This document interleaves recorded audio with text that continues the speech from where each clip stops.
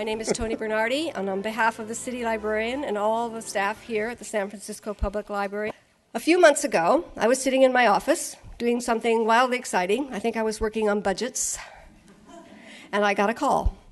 And the voice on the other end of the line said, "This is Karen Walsh with Houghton Mifflin. And Chris Van Allsburg is going to go on a national tour to promote his book, The Chronicles of Harris Burdick, which is going to be published in the fall. Would you be interested in hosting him?" So I hyperventilated a little bit, and when I got my breath back, I said, "Yes!" And so we chatted a little while, and she went away. And then a few weeks later, I got a backup call and said, "This is Karen from Houghton Mifflin." And I thought, oh no, they've changed their mind. But no, she had something different to say. She said, "You know, Daniel wrote the foreword to this book, Daniel Handler, a.k.a. Lemony Snicket. And he lives in your area. Would you be interested in having him in a conversation with Chris instead of just a straight presentation?" And I hyperventilated again and said, "Yes." And I thought, it doesn't get any better than this. But I was wrong. Because we were talking back and forth over several weeks and a couple of months about who should moderate the program. And she called back one day and said, "You know, Daniel has this friend, Mac Barnett. He's a children's book author illustrator." I said, "I know." And she said, "What would you say to having him moderate this program?" And I said, "Yes!" So there we were, and it was a wonderful time, and we've been working hard ever since to make it happen. And it's going to be a terrific day. Now, I want to start by giving you a little information, which is probably unnecessary to many of you, but I worked hard on this last night, so you're just going to have to listen anyway. All right? So, Chris Van Allsburg. Well, he received his Bachelor of Fine Arts from the University of Michigan. He's the one there in the middle. Wow. And his Master of Fine Arts from the Rhode Island School of Design. For several years after graduating, he made his living as an artist with well-received shows in New York. I believe he was concentrating a lot on sculpture at that time. That's right. Okay. But thank heavens he moved in a different direction eventually. A friend who he was... Thank heavens. Well, wait, you never saw the sculpture. Just think if there had been incredible sculptures in the world. Nothing How against... terrible that would have been. This is a tough group, people. Nothing against the sculpture, but as a children's book person, you know, it's just not the same. He was also teaching illustration at the Rhode Island School of Design, and a friend who illustrated books and saw his work suggested that he might want to try illustration. And apparently, at that time, his wife was working as an elementary school teacher, and she introduced him to picture books. And a happy marriage was born, both with his wife and with this medium. His first picture book, The Garden of Abdul Ghazazi, was published in 1979, a very first picture book, and it won a Caldecott Honor Citation. He followed this with his second picture book called Jumanji. Anybody heard of it? Yes, I thought so, which promptly won the Caldecott Medal. The honors kept on coming, including a second Caldecott Medal for perhaps his best-loved book, The Polar Express. And he has received several New York Times Best Illustrated Children's Book citations, Boston Globe Horn Book Awards, and Parents' Choice Awards. In addition, he's had the signal honor of receiving a Hans Christian Andersen nomination. His challenging stories, filled with subtle magic and his slightly unsettling illustrations, have made him one of the best-known children's book illustrators in the world. Now, this afternoon, Chris is joined by Lemony Snicket. That one. That one you cannot hide. Also known to his family as Daniel Handler. He is an author, a poet, comedy writer, and freelance book and movie reviewer. And he's here today because he wrote the foreword to the Chronicles of Harris Burdick. He's written many books for adults, but he's probably best known for his wildly popular A Series of Unfortunate Events novels under the name of Lemony Snicket.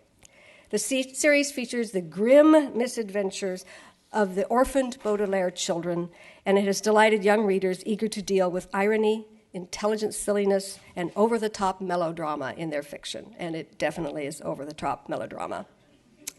Mr. Handler was born and raised in San Francisco and has received the Academy of American Poets Prize and the Quill Award. This afternoon's conversation will be moderated by our third very talented author, Mac Barnett, and his books are playful affairs full of whimsical connections and quirky scenarios. His work includes picture books, beginning chapter books, and the Brixton Brothers Mystery Series for more seasoned readers. Mac, although not a native San Franciscan, is a native Californian, and his work has been included in the New York Public Library's 100 Titles for Reading and Sharing. And now, since you don't really want to hear from me at all, and I want to hear from these incredible children's book creators as much as you do, I am turning the program over to Mac. I know that we're going to have an absolutely fabulous time. Enjoy.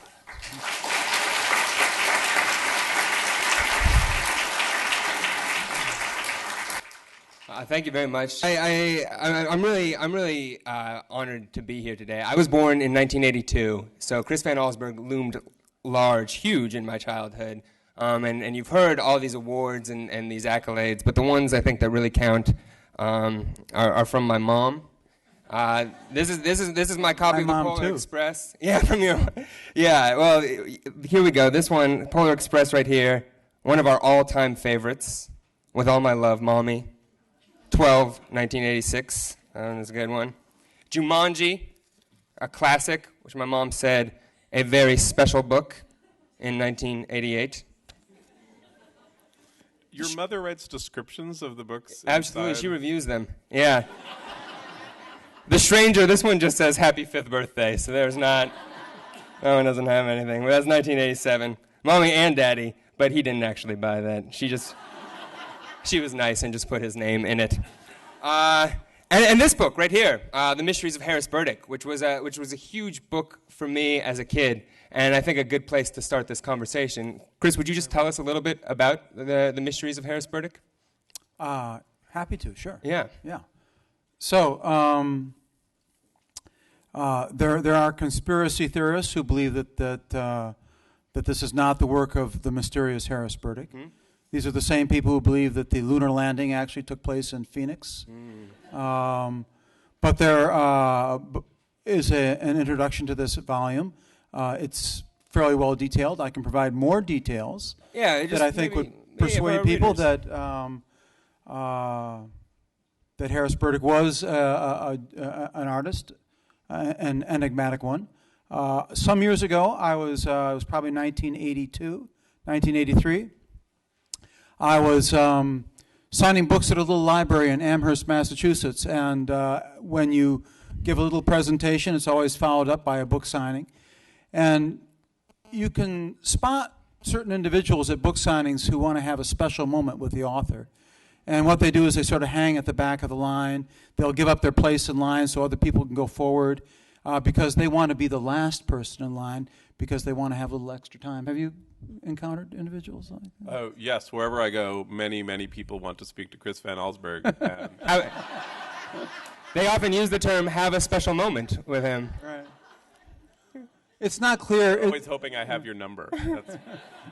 Well, they often have a manuscript that they want to share. Sometimes they simply want to share a story in sort of the privacy between you and them. On this occasion, an elderly gentleman held back, finally advanced to the line. The room was mostly empty, and he sort of whispered to me, I have something you must see. And I wondered what it was. He said, I have a collection of drawings that are so similar to your own that it's impossible to believe that you did not actually do them. That you are perhaps the reincarnation of the person who had created them, and I have this need to share them with you. So he seemed to be stable and fit to operate a motor vehicle, so I got in his car with him, and we went to his home, and the art that he shared with me were 14 pictures, and he described to me how he came into the possession of these things. He was a book editor and publisher in Boston. He published books for kids, And one day in the 1950s, early 50s, I think it was 53, a man visited his office with a large portfolio under his arm, and he declared to Peter Wenders, this is the editor's name, he declared to Mr. Wenders that he had been at work for many, many years and had written 14 stories and drawn many illustrations for each one of them. On that day, he had brought a single image from each of the 14 pictures to see if Wenders was interested in his work and possibly publishing it. Wenders was very impressed by what he saw and urged Burdick to return as soon as possible, the next day, that afternoon. Whenever Burdick thought he could go back to wherever his little studio was, collect that work and return.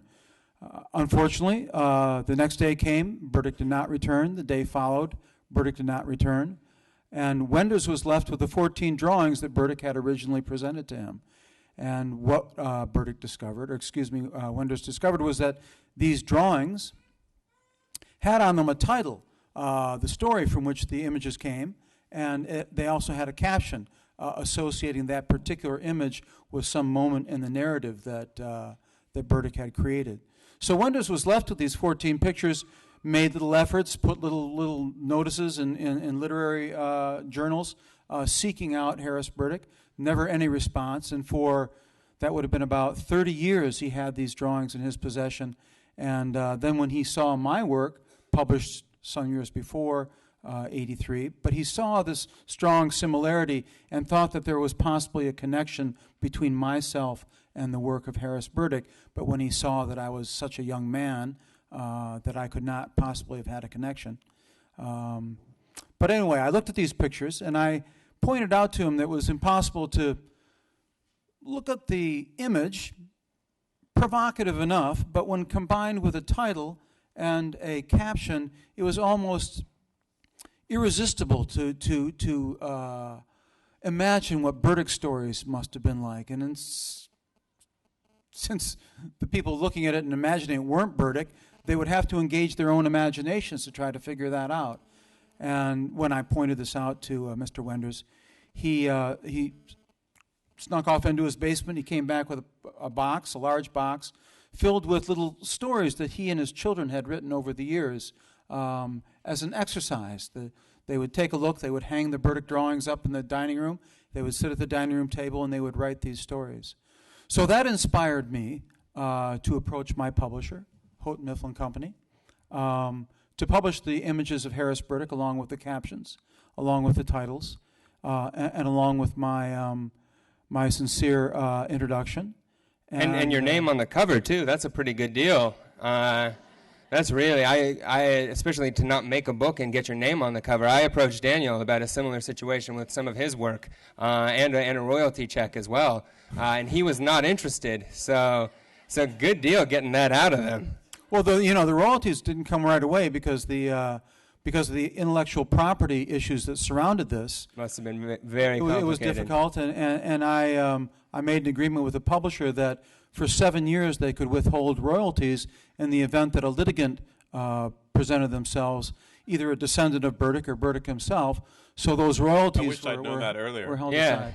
I was going to say, speaking of litigation, Daniel. Yes. Did you? When was the first time you came across this book? I am also a very, very young man. Yeah. But so I was a child when I came across the book, and I was fascinated by it. I don't think I noticed Mr. Van Allsburg's name on the cover, nor would I have cared. Right. I was interested in the mystery, and I continue to be interested in the mystery. Every time you look at a page from The Mysteries of Harris Burdick, mystery begins anew. And in fact, the story that Mr. Van Allsburg just told, I find to be a mystery. It makes me suspicious. Yeah. And it seems to me that it's somewhat irresponsible to get up in front of what are a number of young people and tell a story in which a stranger invites you into his car for the purposes of seeing some pretty pictures that he has at home, and that you went and did this. But I guess that goes to show you, for people in the audience, the next time that happens to you, it could lead you on a wonderful adventure. It will completely change your life. So Chris, and you started getting, so an example, if you haven't seen the book, this is one of my favorites. And it'll be a little hard to see. So for those of you in the front row, good job getting here early. The rest of you next time, do better.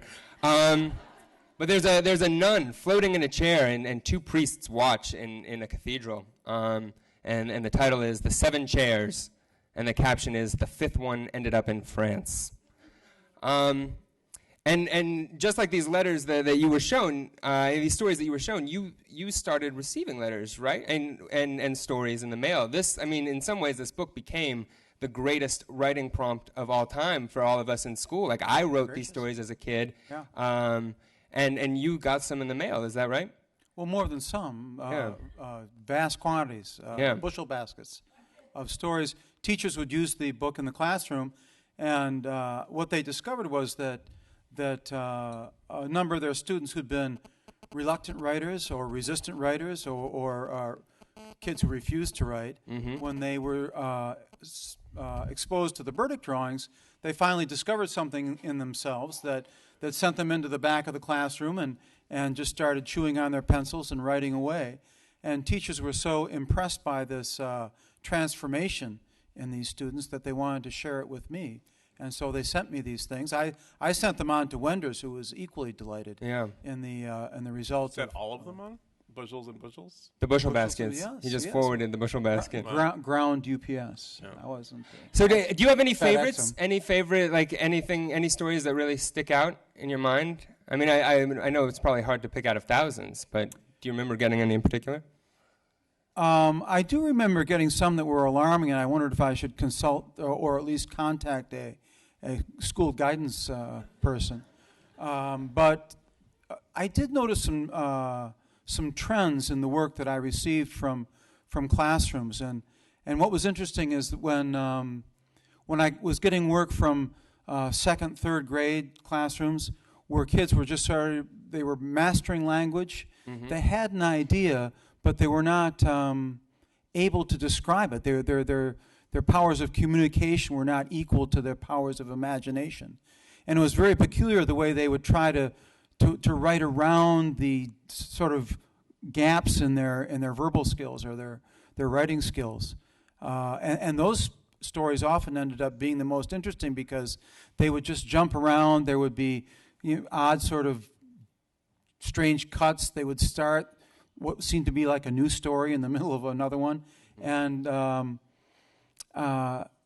in some Iowa creative writing courses, they might have been considered absolute genius. Right. But I noticed also, as the age of the student increased, that the stories more and more reflected the media that they were exposed to as they'd aged, and I started seeing clear references to films and other things that they've been.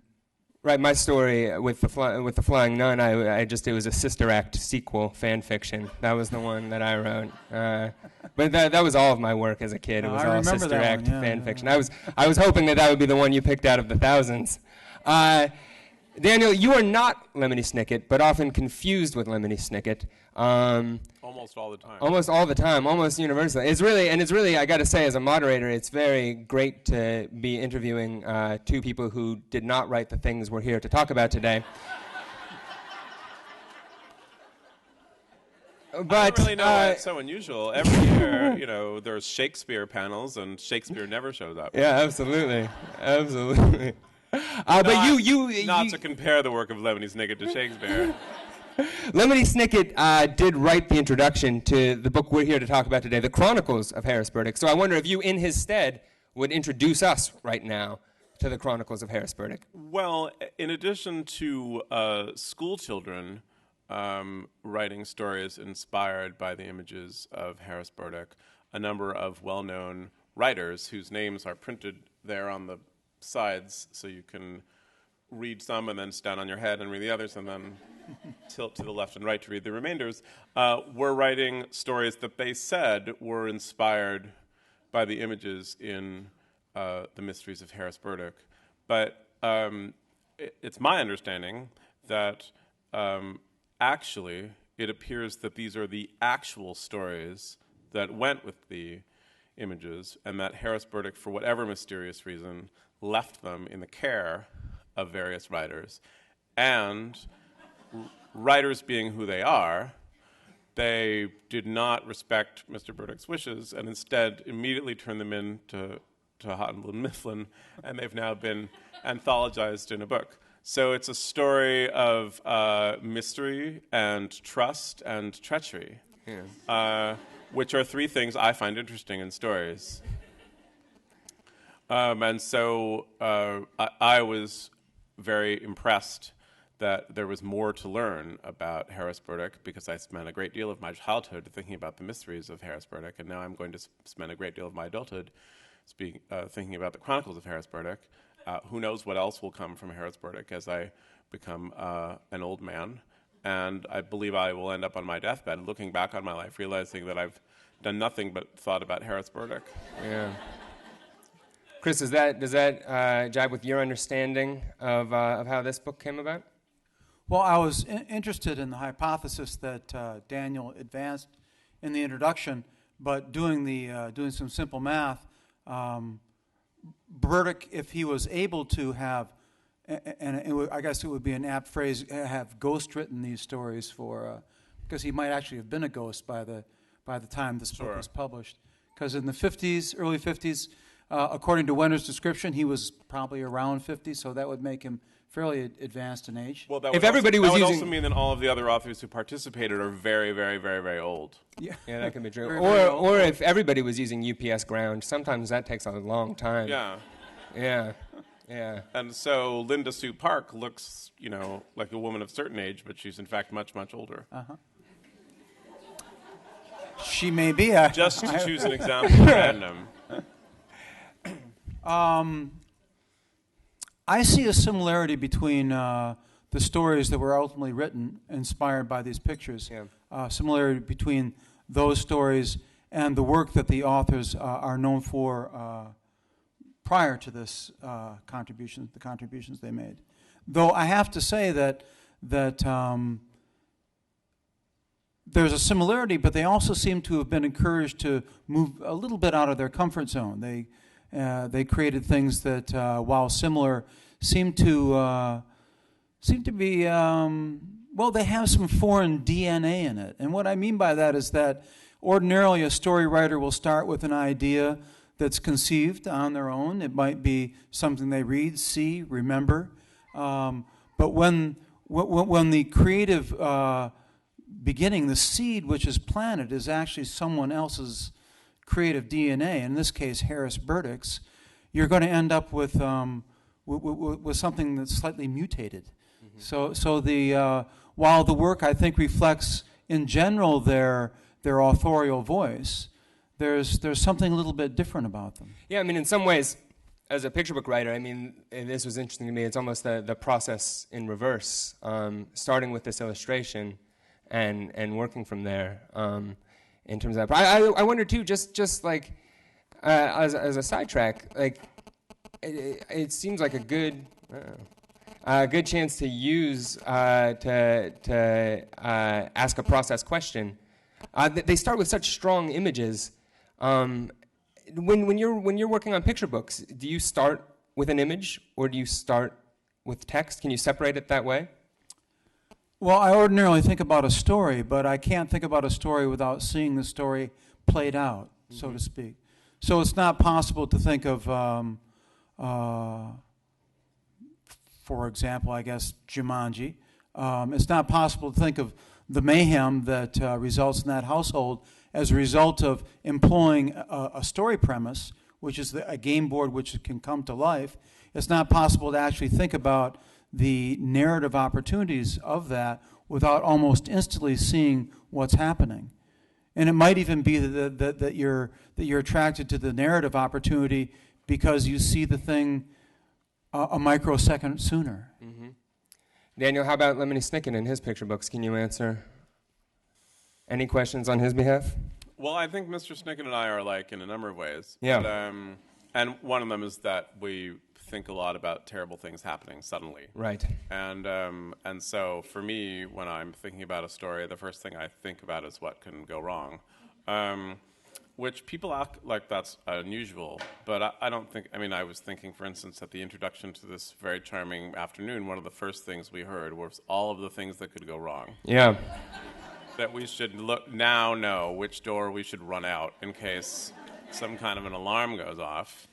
And it's funny because I didn't, until she said alarm, what I was imagining was that we would see something go wrong. Suddenly a huge crack would make its way across the ceiling, and we would say, where was that exit again? Let's go there. Yeah. But then when she said alarm, suddenly many more stories came to mind, because there could be all sorts of alarms. For some reason, I didn't think of a fire alarm first, even though obviously houses burning down are of interest to me. But I thought of like a burglary alarm. And then I thought, well, that would be kind of unusual, because the whole point of a library and all of its glory is kind of access that you have to all these things. So robbing a library seems kind of redundant. I mean, all you really have to do if you want to rob a library of its books is get a library card. And then get lazy about returning them, as we all do. And so I began to think that perhaps, and I was thinking this all while she was talking because my mind was wandering, and I began to think, what kind of secret, valuable thing is hidden in a library, which is an excellent place to hide things because no one would think to burgle a library because the idea is absurd. And I was thinking about all of that. Yeah. And so I was basically thinking about a heist of a valuable secret item going wrong and forcing us to stampede out of this room. Right. And that's already a story. But maybe Mr. Van Allsburg would start with, in his head, a drawing of the crack or of the plaster falling onto perhaps some latecomers in the aisle, unaware that they're being talked about. Yeah. As large, heavy pieces of plaster fall upon them. And so perhaps it would be the image that you would think of first, and it would be the story that I would think of first. I was just thinking about it. I mean in no way to imply that probably that's going to happen. It probably isn't. So, Chris, when you got these... No, surely you've spent time with these drawings, these images, these words, and started to imagine stories yourself. In fact, you wrote one of the stories in this collection. I did.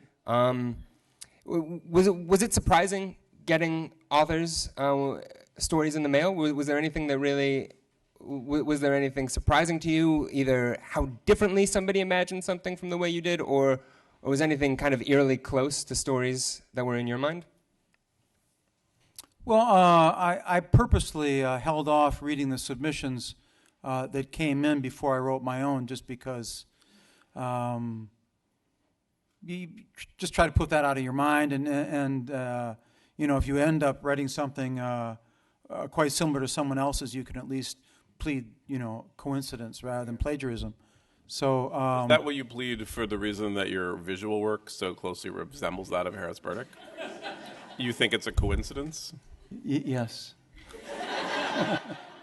What do you think? What do you think of the artwork in Harris Burdick? By the way, could you evaluate it just as an art critic? Just sorry to interrupt, but just like, what do you think? Do you think his stuff's pretty good? There are some things that I would do differently. Yeah. Like what? Well, I don't know. Do we have many? Do we have any? Do we have any images? Do we have some images? Can we get those? Yes, we can. If you could display the image that was the inspiration for my own story, Oscar and Alphonse. She's just checking your email first. Yeah, there we go. There we go. Yes. Very bottom one. Yes. 14. All right. So there are a lot of things that are. I should say there were different approaches that the various authors could take. Most of the, I think, inspirational material would probably be from the picture. Then the challenge is how to combine that with a title, how they catalyze each other. So I was looking at this picture fairly closely and trying to determine, are there clues in here about what the story Burdick meant to tell, wanted to tell, did tell. And so there's some things that are fairly obvious. The story had a woodland setting, at least some part of it did. This scene did, certainly. But then I was also struck by how large the right hand of the young girl was. And I wondered if this was perhaps a story about a young girl with large extremities. And wondered if that should be incorporated in the story.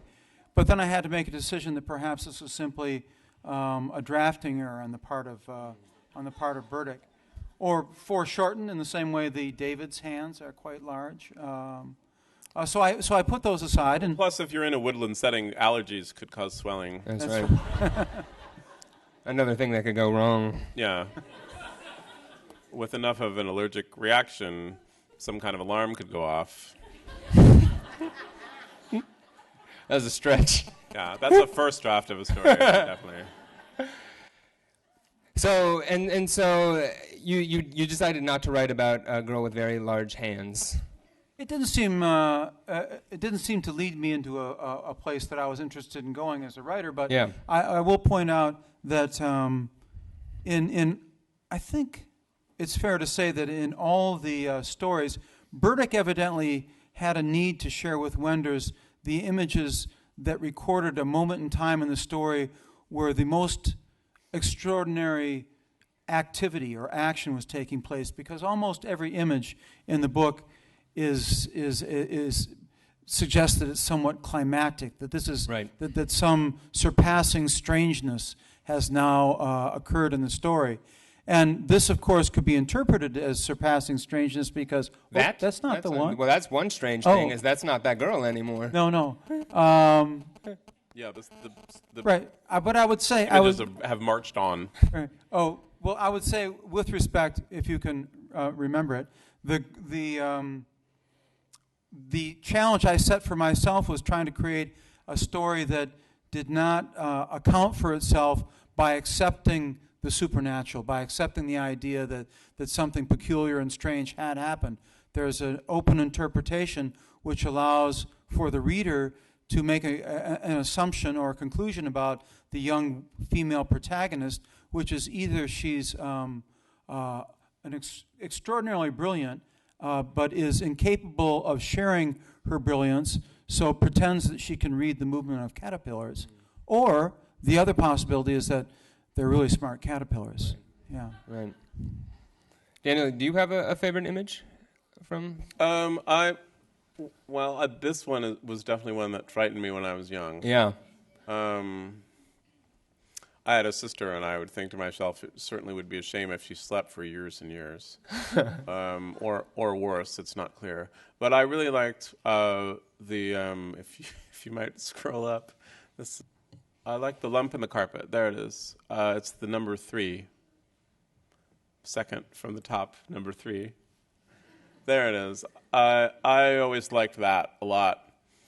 I think because my childhood bedroom had wall-to-wall carpeting, and I thought how terrifying it would be if something began to rise from it, as opposed to just getting it stained, which was what was happening in real life.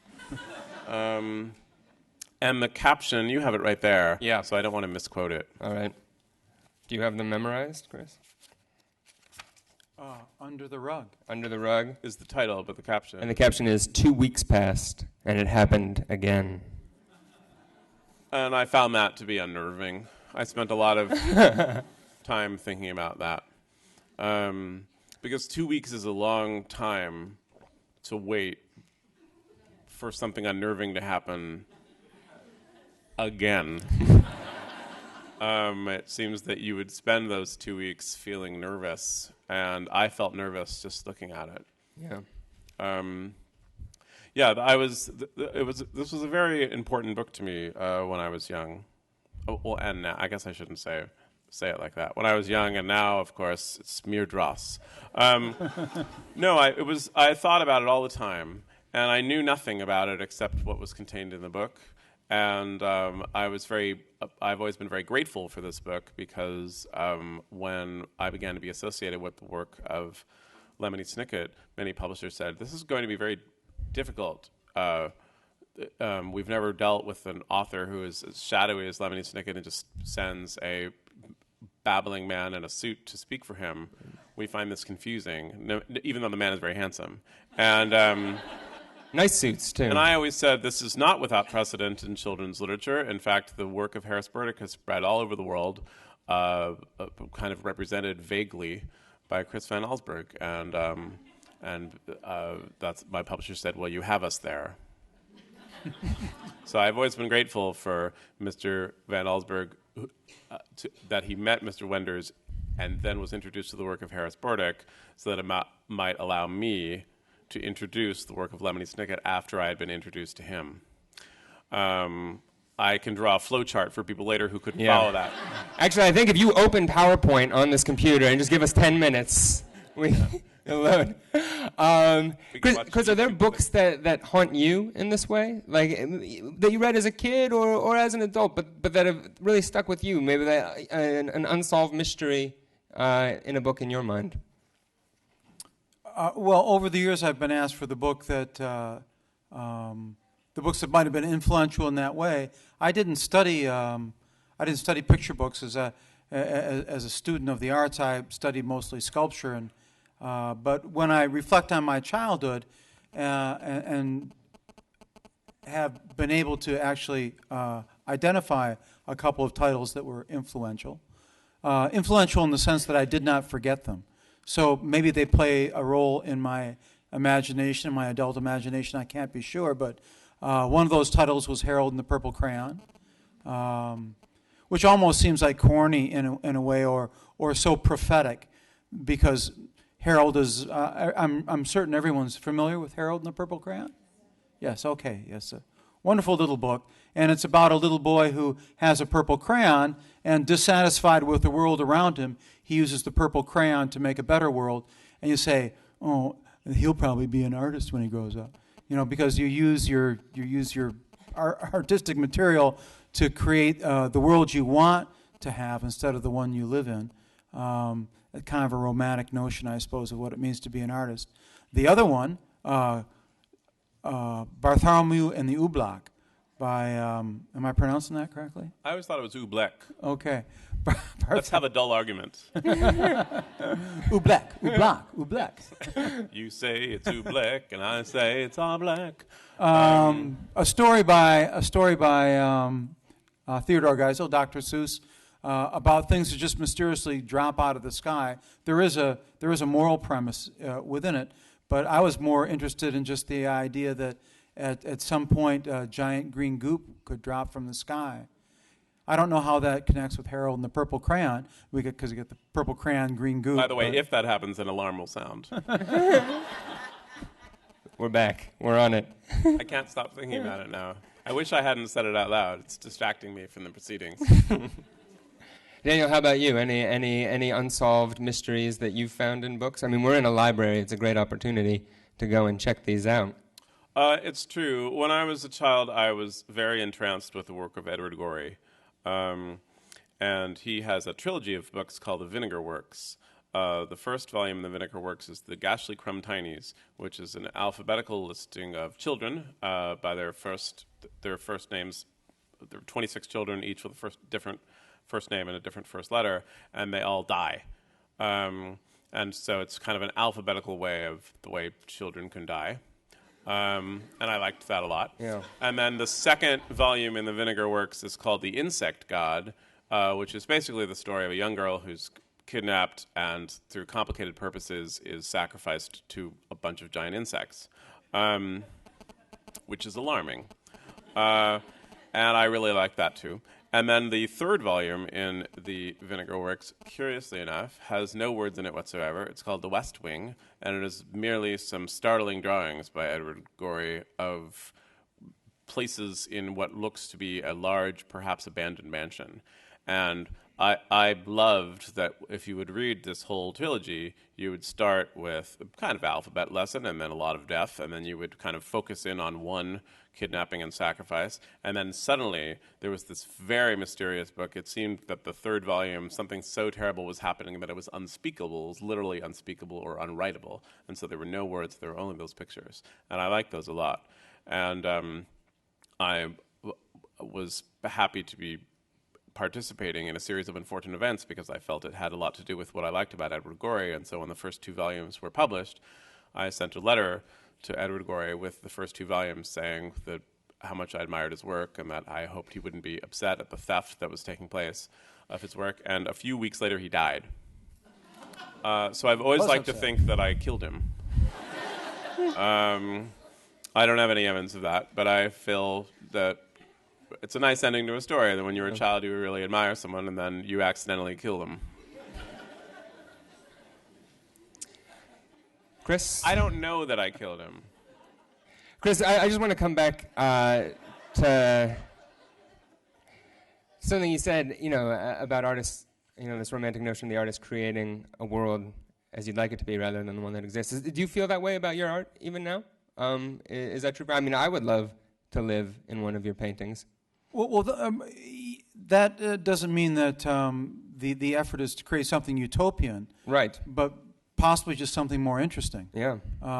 Something less prosaic than the world that greets you each morning. So I guess yes, I do still feel that way. Yeah, it's a way of for that period of time that you're at the drawing table. An outside observer would describe you as sitting in a chair at a drawing table in a room in a particular neighborhood or something. But the reality is that that's not where you are at all.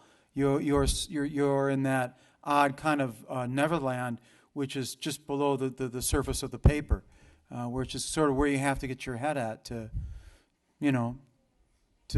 make that thing real, to try to make it real for yourself and make it real ultimately for the people who might see it. Well, I think that's a good point for me to end with my questions. I know there must be many questions in the audience, too. So I would love to take those. We do have a mic. So if you have a question, you raise your hand. We'll bring that mic to you, and you can ask it. So there's a question from a gentleman in a yellow shirt right here. Oh, just 1 second. We're going to get you your microphone so we can all hear you. Is this going to be a lot of fun? Is this going to be a lot of fun? So apparently it hasn't been yet. Right. If by this you mean life, not really.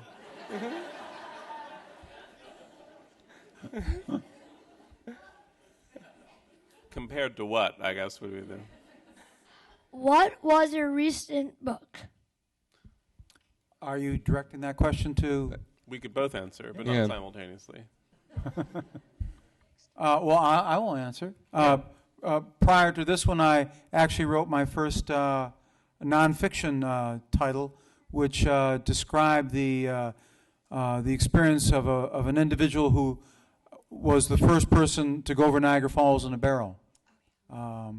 An important part of American history that I thought had been neglected too long in elementary schools. No. That's a very good book. And I think what I find most charming about how you just described it was the word first. Because there's something wondrous about the fact that we have to differentiate between the people who went over Niagara Falls in a barrel, that there are enough of them we have to say one of them did it first. Well, I was there the first time the auditorium collapsed during an event. Right.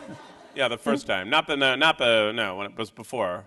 Well, it's important to also add that she went over Niagara Falls first and lived. Right. Yes. Yeah. Right. She lived before and after. Yes. And during. I have a book out next month called Why We Broke Up, which is about 2 teenagers who fall in and out of love. But perhaps more interestingly... Illustrated by Myra Kalman, we should say, too. Myra Kalman did the illustrations, yeah. Yeah. They're beautiful. Myra Kalman had previously worked with Lemony Snicket, and then she decided to work with me. It's really been fun. And then there's a new Snicket series, which will be starting. It's top secret, and so I'm not allowed to say that the first volume will be released in the fall of a year from now. So if I were to say that, disastrous things might ensue. So I'm sorry, I cannot share that information with you. Okay, first of all, Queen of the Falls was amazing, so thank you for thank writing you. that. I assume since you have a closer relationship with these stories that you got dibs on which one you wanted to write a story about, so how did you choose? No, actually, the way it worked out, once my editor at Houghton had made up this dream list of authors that we would like to invite to participate, I thought it was important that as they signed on, they would all have a sense that they had some choice or freedom. So that meant that, two drawings were already off the table because the King family, Stephen and Tabitha, actually used the book in the same way the Wenders family had. They'd pull it out and write stories on cold Maine evenings. And so he already had written a Burdick story, and so had his wife. And those were in print, and so we got the rights for those. So 2 stories were already collected into the collection. So that left 12 other images. And I said to the editor, as people responded and said, oh, yes, I would like to do that very much, the first person to respond, the next person to respond would have a choice of 12, 11, 10, 9, 8, 7, 6, 5, 4, 3, 2. And I said, well, the penultimate person, the second to last person in, I would still like for them to have a choice. And the only way to guarantee that would be to for me to take the orphan. So I said that the drawing that's left on the table, I'll be happy to take. But it did mean that some people didn't get their favorites, but some did.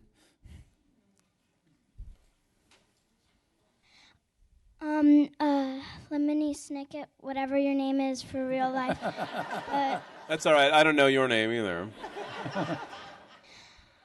Which one of your characters do you find yourself most like? Violet Klaus or Sunny Baudelaire? Which character, are those my only choices? Violet Klaus and Sunny Baudelaire? Oh, and I also have my choice of the Quagmire triplets.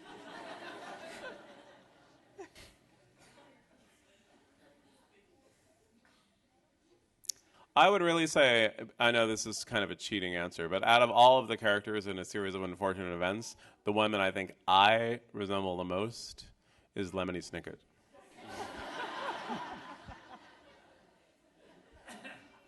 I realize that wasn't on my list of choices, but sometimes I order off the menu. Excuse me, okay, was that, because we actually have a question here before we go. Okay. Doesn't matter to me what order it's in.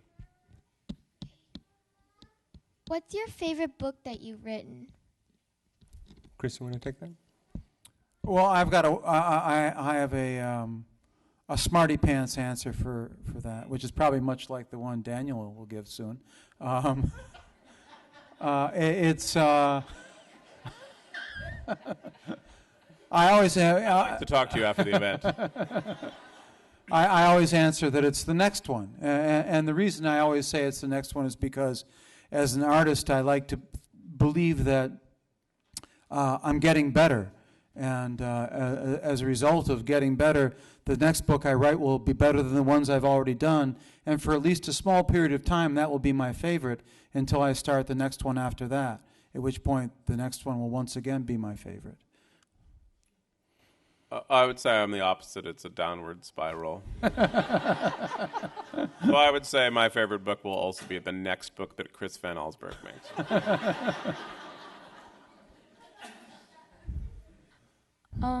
What gave you the idea for The Composer is Dead? Because I know that's not one of your most well-known books.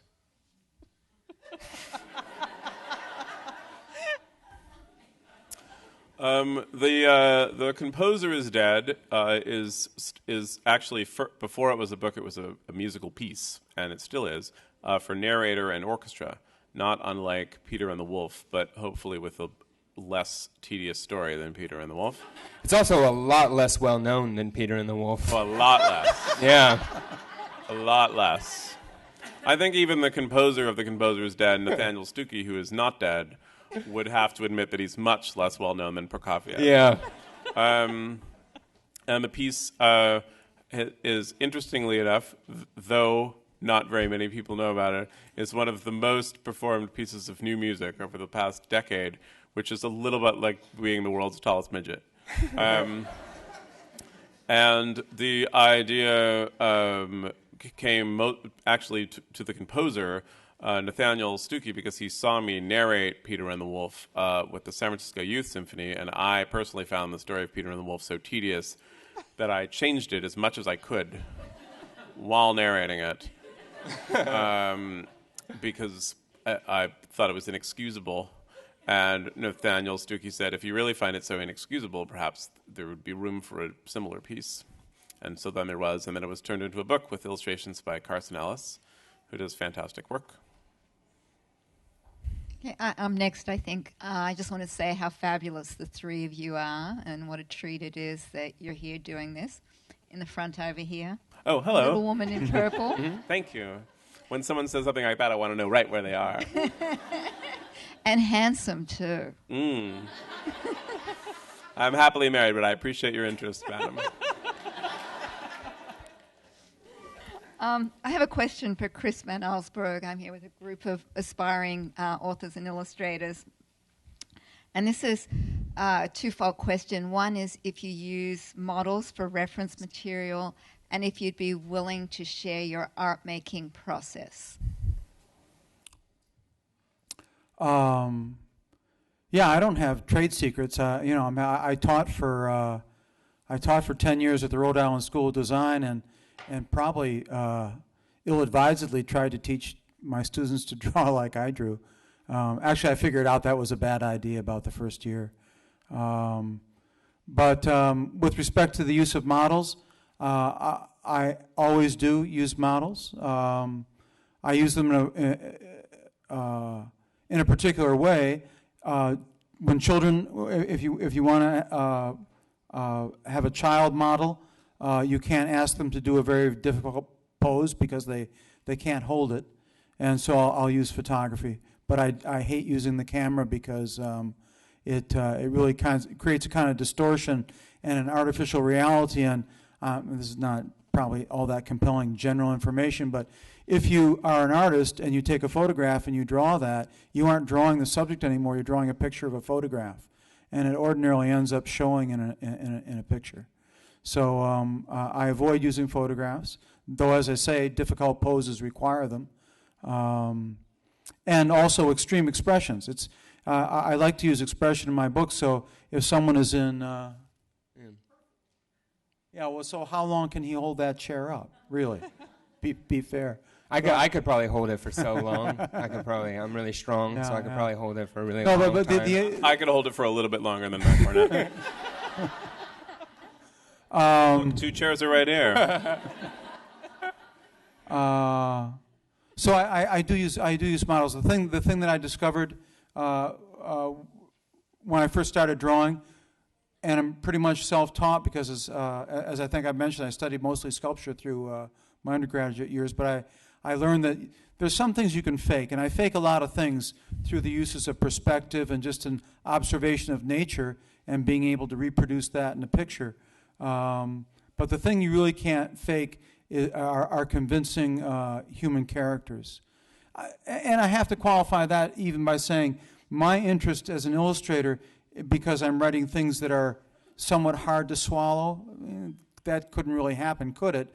As an illustrator, I'm committed to trying to make pictures that make it credible, that could happen. So, I could have written Jumanji and done very simple childlike or at least naive drawings of a rhinoceros running through a dining room, but it wouldn't have persuaded a reader that it could actually happen. So when I say I'm using models, I'm doing that because I like to make pictures that sell the story, that make the story seem as if it could happen. Do you find that rhinoceroses are better at holding a pose than children? Some of those are really good poses. How about dogs? What about Fritz? Fritz was pretty well trained. He was able to hold a pose.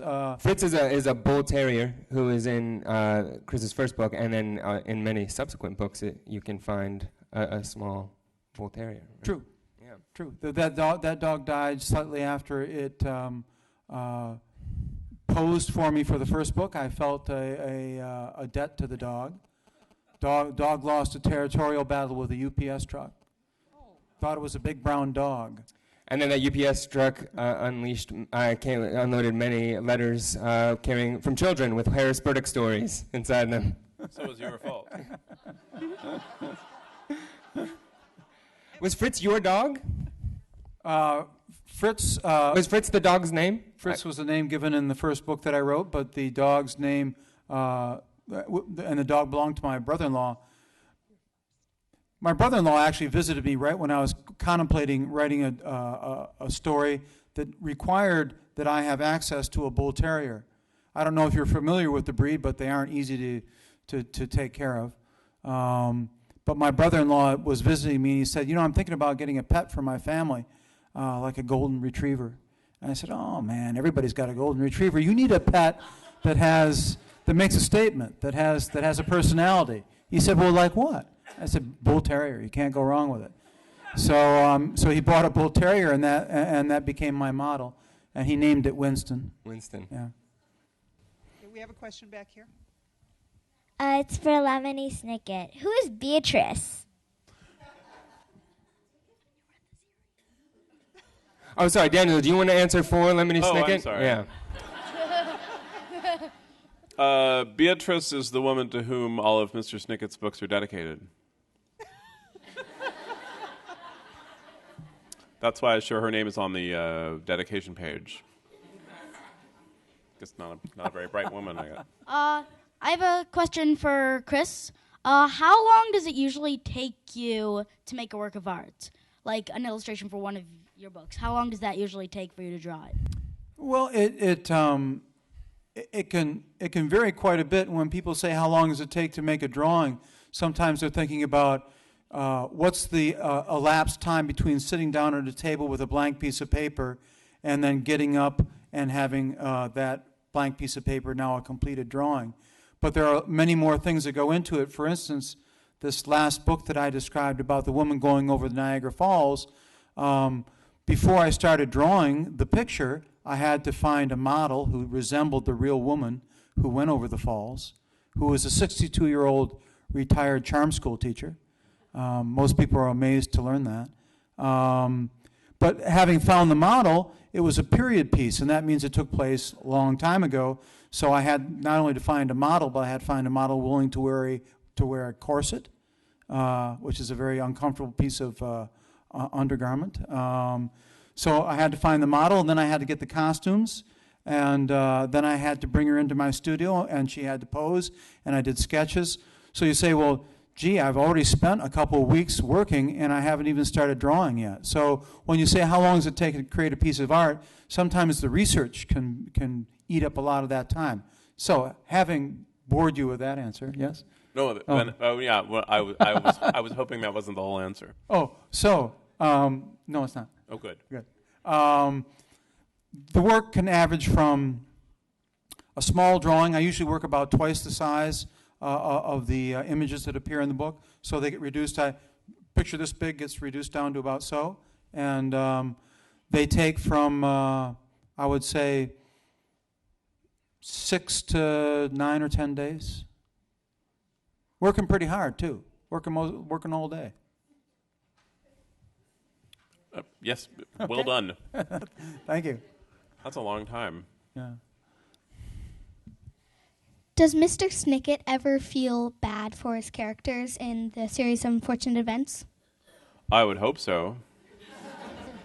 I would think anyone who does not have a heart of stone would feel terrible about things that have happened to 3 children. Do you feel bad about them sometimes? Yeah, I would hope. Yeah. I would feel bad if something happened to you and I don't even know you that well. I'd probably get over it, though. I have 2 questions. One, what's your favorite color? Dark gray. Well, I don't know. I mean, colors. A color by itself doesn't mean anything. It's always the color that goes next to it. So I'm partial to orange and black. Yeah. I thought it would be black. What's that? I thought it would be black. Yo. Yeah. Dark gray and black. That's the difference between us right there.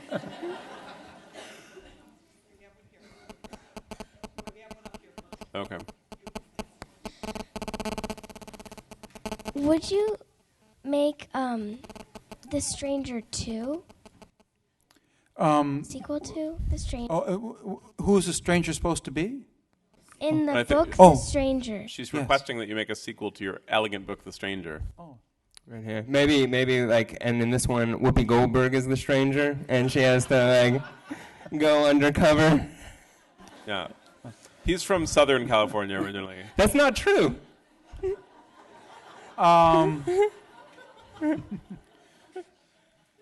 I've only been tempted once to do a sequel, a book that follows another one, and that was actually done somewhat under duress. That means like a kind of a hardship. You don't really feel like you want to do it. It's not just something that you're doing because you're an artist and you love to do it, you need to do it. And after the film of Jumanji was made, and it was a success, the studio wanted to make another Jumanji, and that would be a sequel, Jumanji #2.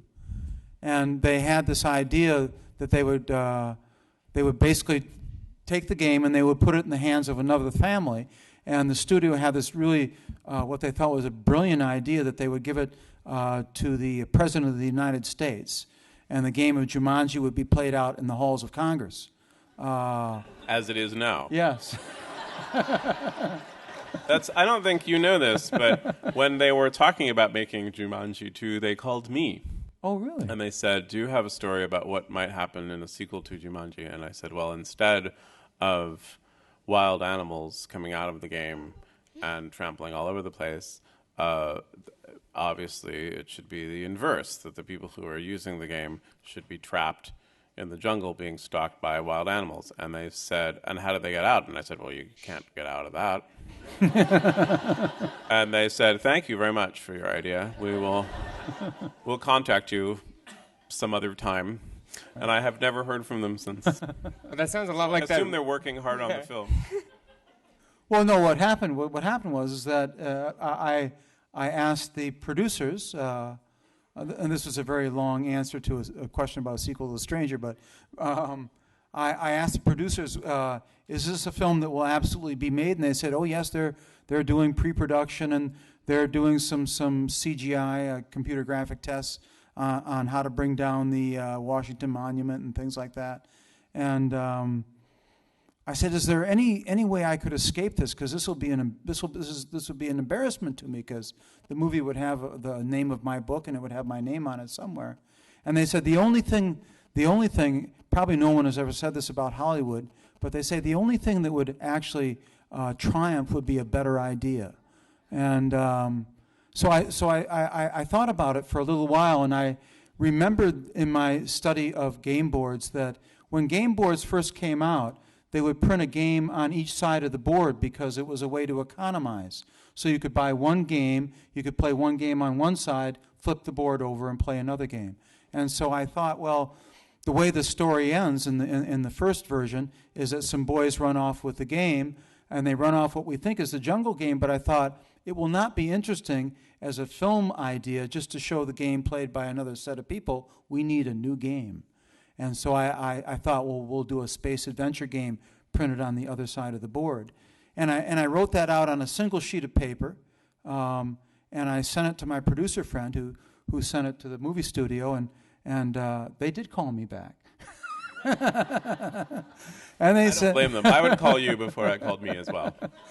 And they did call me back, and they said, terrific, we'll make that. And that actually became Zathura, which was the sequel. But now, a short answer to The Stranger.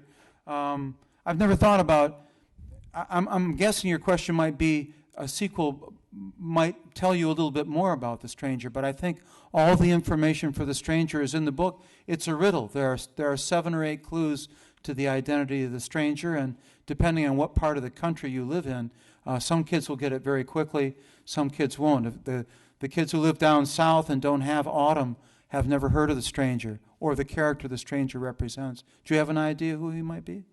Oh. Would you like me to tell you? He's Jack Frost. Do they have Jack Frost in San Francisco? I've never met him. No. Only Northerners do. Okay, But stop. we have really, really good coffee. In the northern latitudes, there's a mythological character called Jack Frost, and he runs through the woods, and with his chilly breath, he brings autumn to New England, and with his chilly breath, he changes the leaves from green to red and gold, and that's who the stranger is. That's why when the doctor tries to take his temperature, the thermometer just freezes, because he's Jack Frost. So we have time for one more question. Yeah. Well, Daniel, can you ask Lemony if, about that new series or something? Wait, no, actually this goes to all of you three. Do you take bribes? Yes. No. Darn. Are we talking about money or? Maybe. No? I believe Mr. Van Allsburg prefers a model in a corset. All right, thank you so much for coming.